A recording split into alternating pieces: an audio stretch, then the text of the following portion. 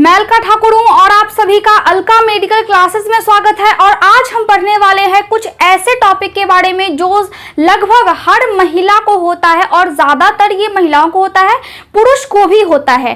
तो आज का जो हमारा टॉपिक है वो है हाइपरथायरॉयडिज्म। इसका क्या मतलब है? इसका मतलब है कि आपके बॉडी में जब थायराइड हार्मोन की मात्रा बहुत ज्यादा बनने लगती है तो आपका वजन अचानक से घटने लगता है, या फिर कुछ कंडीशन ऐसी होती है जिसमें आपका वजन बढ़ने लगता है। तो थायराइड की प्रॉब्लम हर किसी को होती है, लगभग हर घर में किसी न किसी एक आदमी को ये हो जाती है। तो अगर आप डॉक्टर के पास जाते हैं तो वो आपको मेडिसिन देते हैं, इसके अलावा आपको कुछ एक्सरसाइज भी करनी पड़ती है। तो आखिर ये क्यों होता है, इसके बारे में आज के लेक्चर में हम डिस्कस करने वाले हैं। हम सबसे पहले ये समझ लें कि जो थायराइड हार्मोन है वो ज्यादा जब बन रही है तो उसको हमारे शरीर में कौन बनाता है? तो हमारे शरीर में होता है थायराइड ग्लैंड, जो कि थायराइड हार्मोन को बनाती है। अब ये जो थायराइड हार्मोन है ये इसके भी कुछ प्रकार होते हैं, ये भी 2 प्रकार की होती है, ठीक है। तो उन सभी को जानने से पहले हम ये समझ लें कि जो थायराइड ग्लैंड है वो आखिर होती कहाँ पे है। देखिए यहाँ पे क्या है, यहाँ पे हमारा गला है, गले के ऊपर थायराइड कार्टिलेज। कार्टिलेज का मतलब होता है कि हड्डी जैसी ही स्ट्रक्चर होती है लेकिन हड्डी से थोड़ी सी मुलायम, ठीक है। तो उसको हम बोलते हैं कार्टिलेज, जो कि थोड़ी सी लचीली होती है। और जो हमारा हड्डी होता है, जो हमारा बोन होता है, वो बहुत ज्यादा हार्ड होता है, वो मुड़ नहीं पाता है। तो जो मुड़ पाता है उसको हम बोलते हैं कार्टिलेज, और जो हार्ड हो जाता है उसको हम बोलते हैं बोन, ठीक है। तो बोन क्या है इसके बारे में भी मैंने लेक्चर लिया है, तो आप जाकर के उस लेक्चर को अच्छे से पढ़ सकते हैं, ठीक है। देखिए यहाँ पे है ये लाल वाला जो पोर्शन है, इसको हम बोलते हैं थायराइड ग्लैंड। अब ये होता कैसे है? देखिए आपने देखा होगा कि किसी किसी का जो गला है वो बहुत ज्यादा ही बड़ा हो जाता है नीचे से, तो हम क्या बोलते हैं? तो ये हम बोलते हैं कि उसको गोइटर हो गई है। गोइटर का मतलब होता है गोइटर का मतलब होता है गलकंठ, ठीक है।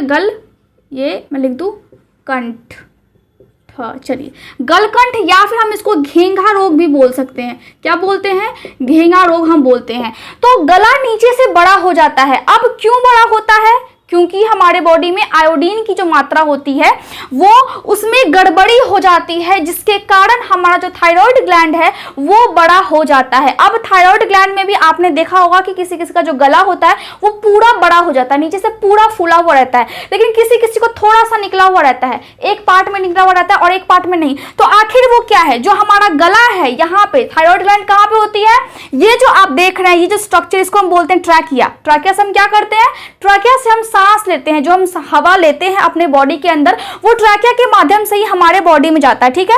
और इसके ऊपर ये जो गला निकला हुआ रहता है हमारे गले में, ठीक है, इसके नीचे यहाँ पे इस वाले पोर्शन में होता है हमारा थायराइड ग्लैंड। और ये ग्लैंड 2 पार्ट में डिवाइड होती है, और जो इसका स्ट्रक्चर है, जो इसकी संरचना है, वो तितली जैसी होती है। देखिए इस साइड से भी पंख टाइप का निकला हुआ है, इस साइड से भी निकला हुआ, इसीलिए हम इसके शेप को बोलते हैं बटरफ्लाई शेप। क्या होता है इसका शेप? बटरफ्लाई शेप इसका होता है, ठीक है। तो ये किस तरह से होती है? आगे से इस तरफ, पीछे की तरफ इस तरह घूमी हुई होती है। तो जो यहाँ पे थायराइड ग्लैंड आपस में इस ट्रैकिया से जुड़ी हुई होती है, उस वाले पोर्शन को हम बोलते हैं इस्थमस। क्या बोलते हैं?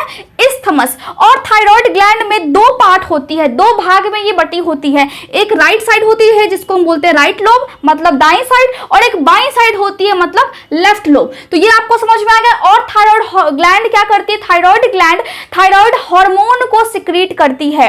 अब ये हमारे बॉडी में और क्या क्या करती है?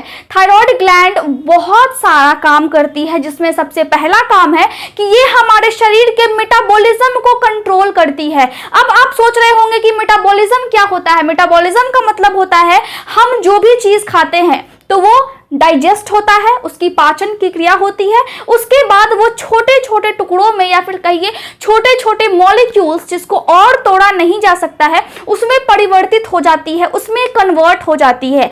जब उसमें कन्वर्ट होती है तो जो हमारी आंत है उन सभी को अवशोषित कर लेती है, और फिर जो भी पोषक तत्व होते हैं वो जा करके हमारे ब्लड में मिक्स हो जाते हैं, और हमारे ब्लड में मिक्स होने के बाद हमारे पूरे सेल्स को, हमारे पूरे बॉडी के अंग को, और हमारा अंग बना किससे है? सेल से, कोशिका से पूरे कोशिका को फिर पोषक तत्व मिलता है। और इस तरह हमारे बॉडी में जो ये प्रक्रिया है वो निरंतर चलती रहती है, मतलब कंटिन्यूअसली उसका एक फॉर्मेशन होता रहता है, ठीक है। तो ये जो थायराइड ग्लैंड है वो ब्लड में मौजूद आयोडीन को अपने तरफ खींचती है, अपने में जमा करती है और फिर उस आयोडीन का यूज कैसे करती है, और फिर उस आयोडीन का यूज करके ये थायराइड हार्मोन बनाती है। मैंने क्या बोला? मैंने बोला कि जो ब्लड में मौजूद आयोडीन है, आयोडीन मतलब समझिए कि नमक, ठीक है, आयोडीन, ब्लड में जो मौजूद आयोडीन है उसका ये उपयोग करती है, उसको ये ब्लड में से खींचती है और अपने पास संचित करती है, अपने पास रखती है और फिर ये ग्लैंड खुद ही थायराइड हार्मोन को बनाती है और फिर हमारे बॉडी में ये रिलीज होता है। अब रिलीज ये अपने मन से नहीं करती है, इसको कंट्रोल कौन करता है? इसको दो चीज कंट्रोल करता है। सबसे पहले हम ये जानते हैं कि हमारे बॉडी में जो भी चीज होती है हमारा ब्रेन कंट्रोल करता है और ब्रेन में भी बहुत सारे पार्ट्स है। तो ब्रेन का कौन सा पार्ट कंट्रोल करता है? ब्रेन का दो पार्ट इसको कंट्रोल करता है, हाइपोथैलेमस और पिट्यूटरी ग्लैंड। अब ये दोनों कंट्रोल कैसे करता है? एक साथ दोनों कंट्रोल कैसे करेगा? एक साथ दोनों कंट्रोल इसको नहीं करेगा, बारी बारी से कंट्रोल करेगा। देखिए, जब भी बॉडी में आयोडीन को चाहिए, हमारे बॉडी में जब भी थायराइड हार्मोन निकलना होता है, अब मैंने आपको क्या बोला था कि जो मेटाबॉलिज्म है उसको ये मेंटेन करती है, थायराइड ग्लैंड की मेटाबॉलिज्म को, ठीक है। उसके बाद जैसे ही मेंटेन की, उसके बाद क्या हुआ कि थायराइड हार्मोन निकलता है। लेकिन थायराइड हार्मोन निकलने से पहले इसको कमांड कौन देता है? इसको बोलता कौन है कि आप हार्मोन को निकाले? थायराइड ग्लैंड अपने मन से तो नहीं निकालती है, हाइपोथैलेमस एक स्टिमुलेशन पैदा करता है, हाइपोथैलेमस वहां से सिग्नल भेजता है पिट्यूटरी ग्लैंड को। अब हाइपोथैलेमस क्या सिग्नल भेजता है? थायराइड रिलीजिंग हार्मोन, ठीक है। हाइपोथैलेमस सिग्नल भेजा कि आप थायराइड रिलीजिंग हार्मोन को निकालिए, TRH हम इसको शॉर्ट फॉर्म में बोलते हैं, क्या होता है? थायराइड रिलीजिंग हार्मोन निकालिए। अब ये सिग्नल पहुंचा पिट्यूटरी ग्लैंड के पास। जब पिट्यूटरी ग्लैंड के पास सिग्नल पहुंचा और दोनों हमारे ब्रेन में मौजूद है, ठीक है, अभी काम ब्रेन में ही हो रहा है, तो हाइपोथैलेमस TRH निकालने के लिए सिग्नल भेजा, वो सिग्नल गया पिट्यूटरी ग्लैंड के पास और पिट्यूटरी ग्लैंड ने निकाला TSH हार्मोन। अब ये क्या है? थायराइड स्टिमुलेटिंग हार्मोन, जो कि स्टिमुलेटिंग का मतलब होता है उत्तेजित करने वाला हार्मोन। देखिए, यहां पे है थायराइड रिलीजिंग हार्मोन, मतलब जो हाइपोथैलेमस है वो कह रहा है कि thyroid releasing hormone, thyroid gland hormone को निकाले, इसके लिए जो उत्तेजना पैदा करता है, जो स्टिमुलेशन पैदा करता है, वो हार्मोन आप निकाले। पिट्यूटरी ग्लैंड को इसने ऑर्डर दिया। अब पिट्यूटरी ग्लैंड क्या किया? थायराइड स्टिमुलेटिंग हार्मोन को निकाला, जो क्या करेगा? जो थायराइड ग्लैंड को स्टिमुलेट करेगा, उत्तेजित करेगा कि आप थायराइड हार्मोन को निकाले। अब यहां से फिर सिग्नल गया थायराइड ग्लैंड के पास कि आप हार्मोन को निकाले। तो थायराइड ग्लैंड क्या किया? थायराइड ग्लैंड अपने में जो कलेक्शन कर रखा है ये आयोडीन का, उससे हेल्प लेकर के उसको ही कन्वर्ट करके थायराइड हार्मोन को बना देगा और फिर बॉडी में रिलीज कर देगा, ठीक है। तो ये होती है पूरी प्रोसेस। हमारा जो थायराइड ग्लैंड है वो दो हार्मोन को निकालता है, और वो दोनों हार्मोन कौन कौन सी होती है? T3 and T4। जो T3 होती है उसको हम क्या बोलते हैं? उसको हम बोलते हैं ट्राईआइडोथायरोनिन। यहाँ पे N मिट गया है तो थायरोनिन, ठीक है, N है ये थायरोनिन। और ये T4 को हम क्या बोलते हैं? थायरोक्सिन। अब यहाँ पे हम देखते हैं कि जो T4 है वो 80% निकलती है, ठीक है। T4 कितनी निकलती है? 80%। और जो T3 है वो उसकी जो मात्रा होती है, यहाँ पे मैं ठीक से लिख दूँ, 80% ये होती है, और T3 20% निकलती है। हो गया हमारा 100%। अब ये दोनों क्या करती है? ये दोनों हमारे शरीर में मेटाबॉलिज्म को कंट्रोल करती है, मतलब जो भी हम खाते हैं और वो ऊर्जा में परिवर्तित होता है तो उसको ये मेंटेन करके रखती है। साथ ही साथ थायराइड ग्लैंड में यहाँ पे 4 छोटा सा, ये देखिए, 2 इस साइड और 2 राइट साइड और 2 लेफ्ट साइड, छोटा सा मटर के दाने जैसे आकार का एक ग्लैंड होता है। अब वो ग्लैंड कौन सा है? जिसकी संख्या 4 है, उसको हम बोलते हैं पैराथायरॉइड ग्लैंड। क्या बोलते हैं हम? Parathyroid gland. अब ये पैराथायरॉयड ग्लैंड कौन सा हार्मोन निकालती है और ये थायराइड ग्लैंड में क्या कर रही है? पैराथायरॉयड ग्लैंड निकालती है पीटीएच। पीटीएच का फुल फॉर्म पैराथायरॉयड हार्मोन। इसके अलावा ये क्या निकालती है? इसके अलावा निकालती है कैल्सीटोनिन। अब ये दोनों का काम क्या है और ये ग्लैंड इस ग्लैंड के अंदर में क्या करती है? देखिए, मेटाबॉलिज्म को तो कंट्रोल कर लिया हमारा थायराइड ग्लैंड, लेकिन पैराथायरॉयड ग्लैंड कंट्रोल करता है बॉडी में कैल्शियम के लेवल को। अब कैल्सीटोनिन की मदद से ये कैल्शियम के लेवल को मेंटेन करता है। हमारे बॉडी में, हमारी हड्डियों में कितना ज्यादा कैल्शियम जमा रहना चाहिए इसको कंट्रोल करता है। समय समय से हमारे ब्लड में कितनी ज्यादा कैल्शियम की मात्रा होनी चाहिए इसको ये कंट्रोल करके रखता है। तो कैल्शियम का जो मेंटेनेंस है वो कौन करता है? वो हमारा करता है पैराथायरॉयड ग्लैंड। अब आप समझ गए कि थायराइड ग्लैंड और पैराथायरॉयड ग्लैंड क्या करती है और ये हार्मोन्स जब निकालती है तो उसका हमारे बॉडी पे क्या क्या प्रभाव पड़ता है। क्या पड़ता है? इसने मेंटेन किया कैल्शियम को और इसने मेंटेन किया हमारे बॉडी के मेटाबॉलिज्म को। साथ ही साथ हम ये मान लेते हैं कि जो थायराइड ग्लैंड है वो थोड़ा सा कैल्सीटोनिन ये भी निकाल लेती है, ठीक है, लेकिन यहाँ पे ज्यादा 80% T4 और 20% T3 निकालती है। अब हम समझेंगे कि हाइपरथायरॉयडिज्म जो कि आज का हमारा टॉपिक है वो क्या है। फिर हाइपर मैंने बोला, हाइपर मतलब ज्यादा, थायरॉयडिज्म मतलब थायराइड ग्लैंड अगर बॉडी में ज्यादा बनने लगे, अगर ये थायराइड ग्लैंड ज्यादा उस हार्मोन को निकालने लगे, कौन सी हार्मोन? T3 एंड T4 को, या फिर कभी कभी ऐसा होता है कि ये T4 को ज्यादा निकाल रही है, T3 बिल्कुल नॉर्मल निकल रहा है, या होता है कि दोनों साथ में ज्यादा मात्रा में थायराइड ग्लैंड बना रही हो हार्मोन को और फिर वो ब्लड में ज्यादा हो गया हो, ठीक है। जिससे क्या होता है? जिससे यहाँ पे आयोडीन की मात्रा बहुत ज्यादा हो जाती है, आयोडीन का कलेक्शन बहुत ज्यादा हो जाता है क्योंकि ये ब्लड से सारा आयोडीन अपने में कलेक्ट कर लेता है और बहुत ज्यादा मात्रा में ही ये क्या बनाता है? T3 और T4। मैं बार बार आपको बता रही क्योंकि आपको याद हो जाए। चलिए, हाइपरथायरॉयडिज्म में एक और चीज है। हाइपरथायरॉयडिज्म में है कि व्यक्ति का जो वजन है वो बहुत ज्यादा कम होने लगता है, जो उसकी हार्ट बीट है वो बहुत ज्यादा तेज हो जाती है। इसके अलावा थायराइड ग्लैंड में अगर प्रॉब्लम होती है तो मैंने अभी क्या बताया कि हाइपरथायरॉयडिज्म होता है। इसके अलावा क्या हो सकता है? हाइपो। हाइपो का मतलब होता है कम। क्या होता है? हाइपोथायरॉयडिज्म। अब हाइपोथायरॉयडिज्म में क्या होगा कि जो थायराइड ग्लैंड है वो थायराइड हार्मोन को बहुत कम बनाएगा और इसमें क्या कर रहा है? बहुत ज्यादा बना रहा है। तो हाइपो जो थायरॉयडिज्म है इसको हम पढ़ेंगे, ये भी बहुत लंबा टॉपिक है, लेकिन आज के लेक्चर में हम डिस्कस कर रहे हैं हाइपरथायरॉयडिज्म के बारे में, तो हम इसके कारण को मेनली समझेंगे आज के लेक्चर में। चलिए समझते हैं। अब हम यहाँ पे कारण जान लेते हैं कि आखिर किस कारण से हाइपरथायरॉयडिज्म हो जाती है। पहला कारण क्या है? Graves disease. अब इसका मतलब क्या है? इसका मतलब ये है कि ये एक ऑटो इम्यून डिजीज है। ऑटो इम्यून डिजीज का मतलब क्या होता है? ऑटो इम्यून डिजीज का मतलब होता है, आप वर्ड को पहले ध्यान से समझिए, यहाँ पे क्या लिखा है? Auto immune. ऑटो इम्यून का मतलब है, इम्यून का मतलब होता है हमारी रोग प्रतिरोधक क्षमता, और ऑटो का मतलब होता है अपने आप, और डिजीज का मतलब होता है बीमारी। तो जो बीमारी होती है वो अपने ही आप हो जाती है। अब अपने आप कैसे होती है? क्योंकि जो हमारे बॉडी का जो एंटीबॉडी बनता है हमारे बॉडी में, और एंटीबॉडी क्या होता है? कोई भी रोग से, कोई भी बीमारी से लड़ने के लिए हमारा जो बॉडी है उस बीमारी के खिलाफ एक तरल पदार्थ, एक वाटर जैसा पदार्थ को बनाता है, पानी के जैसा पदार्थ को बनाता है, और उसको हम बोलते हैं एंटीबॉडी, जो उस बीमारी से लड़ता है। लेकिन हमारे बॉडी में कुछ गड़बड़ी होने के कारण ऐसा हो जाता है कि जो हमारा बॉडी है वो अपने ही बॉडी के पार्ट्स को, अपने ही बॉडी के अंगों को दुश्मन समझ बैठता है। उस डिजीज को, उस बीमारी को हम बोलते हैं ऑटो इम्यून डिजीज, ठीक है।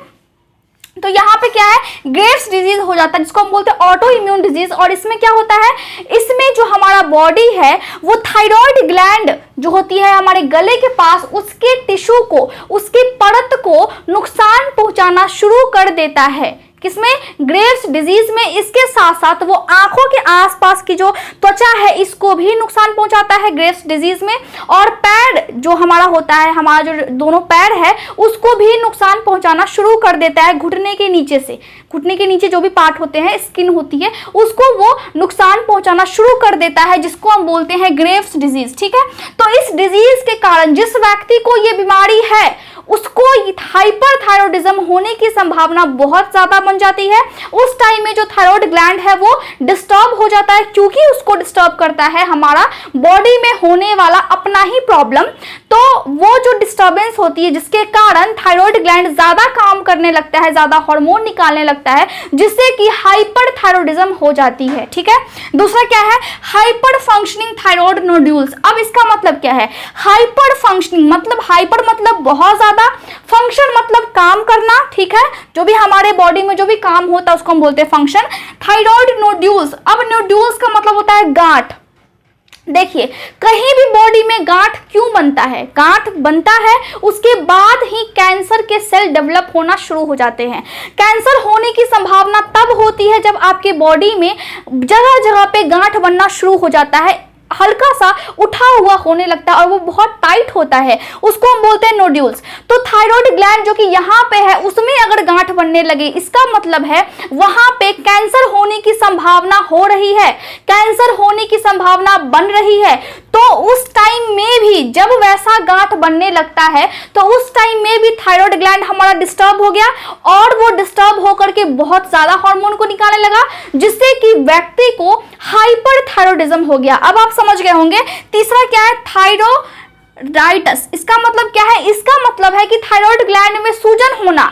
जब भी थायराइड ग्लैंड में यहाँ पे जब सूजन होगा तो गला का आकार भी बड़ा हो जाएगा थोड़ा सा, और आगे की तरफ गला निकल भी सकता है सूज करके, जिसमें सूजन हो जाता है। ठीक है, तो उस टाइम में क्या होता है कि यहाँ पे थायराइड ग्लैंड के पास आयोडीन की मात्रा, जो कि वो ब्लड से खींचता है और अपने में संचय करके रखता है उस आयोडीन को, तो वहां पे आयोडीन की मात्रा बहुत ज्यादा हो जाती है। जब आयोडीन की मात्रा जब यहाँ पे जब ज्यादा होती है तो उस टाइम में हार्मोन्स भी ज्यादा बनने लगते हैं, जिससे कि व्यक्ति को हाइपरथायरॉयडिज्म की समस्या हो जाती है। अब आप समझ गए होंगे। अब ऐसे कौन कौन से सिचुएशन होते हैं, ऐसे कौन कौन सी स्थितियां हैं जिनमें हाइपरथायरॉयडिज्म होने की संभावना बहुत ज्यादा रहती है। तो क्या क्या है, पहले क्या, non cancerous growth of thyroid and pituitary gland. देखिए, मैंने आपको क्या बोला कि थायराइड ग्लैंड को कंट्रोल कौन करता है, हमारा ब्रेन में मौजूद हाइपोथैलेमस और पिट्यूटरी। तो अगर पिट्यूटरी ग्लैंड में भी कैंसर होने की संभावना बनती है, अगर यहाँ भी गांठ होता है, पिट्यूटरी ग्लैंड हमारा बहुत छोटा सा होता है, तो अगर उसमें भी गांठ बनने लगती है तो वहां से भी क्या होता है, वहां से भी इंस्ट्रक्शन ज्यादा मिलने लगता है थायराइड ग्लैंड को, जिससे कि थायराइड ग्लैंड ज्यादा हार्मोन्स को बनाने लगता है। और वो हार्मोन्स कौन से होते हैं, T3 एंड T4। ठीक है, ये समझ गए। तो इस टाइम में भी जो हाइपरथायरॉयडिज्म की समस्या है वो बहुत ज्यादा बनने लगती है। उसके बाद क्या है, taking large amount of thyroid hormone. कोई कोई व्यक्ति ऐसे होते हैं जो थायराइड हार्मोन के अगर इंजेक्शन बाहर से लेते हैं, उनके बॉडी में थायराइड हार्मोन ज्यादा बनने लगेगा, ये स्वाभाविक सा बात है। तीसरा क्या है, tumours of testis and ovaries. देखिए, पुरुष जहां पे पेनिस होता है, जहां से वो पेशाब करते हैं, उसके नीचे में एक थैली जैसी संरचना होती है, इसमें गोल सा अंडे के आकार का होता है, जिसको हम बोलते हैं टेस्टिस। ठीक है, जिसमें कि स्पर्म का निर्माण होता है। अब बहुत सारे लेक्चर मैंने रिप्रोडक्टिव सिस्टम पे लिए हैं, तो आप जाकर के उसमें सीख सकते हैं। तो यहाँ पे जो टेस्टिस होती है, अगर इस टेस्टिस में ट्यूमर्स बने, ट्यूमर्स का मतलब होता है कैंसर सेल का स्टेज होता है ट्यूमर। तो अगर ट्यूमर्स बनने, ट्यूमर बनने के बाद फिर वहां पे कैंसर की संभावना बनने लगती है। कैंसर होने की संभावना बहुत हद तक हो जाती है जब ट्यूमर्स बन जाता है। तो यहाँ पे अगर ट्यूमर्स बने, या फिर महिलाओं में यूट्रस के पास होती है, यहाँ पे जहाँ पे एग बनता है, ठीक है, जहाँ पे एग बनता है इस तरह यूट्रस होती है। तो यूट्रस क्या है, सर्विक्स क्या है, वेजाइना क्या है, मैंने सबके बारे में बहुत अच्छे से बताया है। तो यहाँ पे जो एग बनता है जिसमें हम बोलते हैं ओवरीज, ठीक है, और इधर हमारा होता है फैलोपियन ट्यूब। तो इन सभी के बारे में हम इस लेक्चर में डिस्कस नहीं करेंगे। तो फीमेल में यूट्रस के पास और यहाँ पे थैली नुमा संरचना होती है, उसमें होता है टेस्टिस। अगर इसमें ट्यूमर बनने लगे, इसमें अगर कैंसर की संभावना होने लगे, तो हमारे बॉडी में थायराइड ग्लैंड को भी डिस्टर्बेंस होगा। उसमें क्या हो जाएगा, उसमें थायराइड हार्मोन बहुत ज्यादा वो बनाने लगेगा, जिससे बॉडी में हाइपरथायराइडिज्म की प्रॉब्लम हो जाएगी। ठीक है। एक्सेसिव आयोडीन इनटेक, हम समझ गए कि ज्यादा आयोडीन, अगर ज्यादा आप नमक खाएंगे तो आपके थायराइड ग्लैंड में नमक यानी कि आयोडीन की मात्रा जब ज्यादा होगी तो वो हार्मोन भी ज्यादा बनाएगा, तो उस कंडीशन में भी ये समस्या हो सकती है।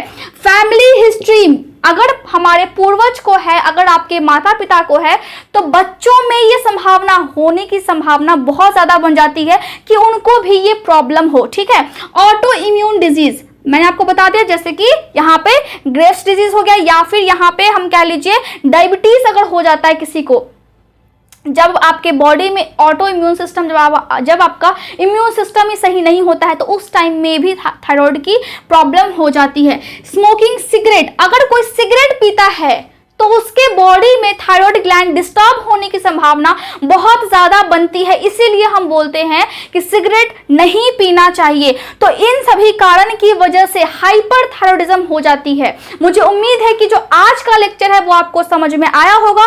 कोई भी डाउट होता है आप कमेंट करें, और इस लेक्चर का जो नोट्स है वो मैं टेलीग्राम ग्रुप पे शेयर करती हूँ, तो आप जाकर के वहां से नोट्स को लिख सकते हैं, डाउनलोड कर सकते हैं। Thank you so much for watching my video.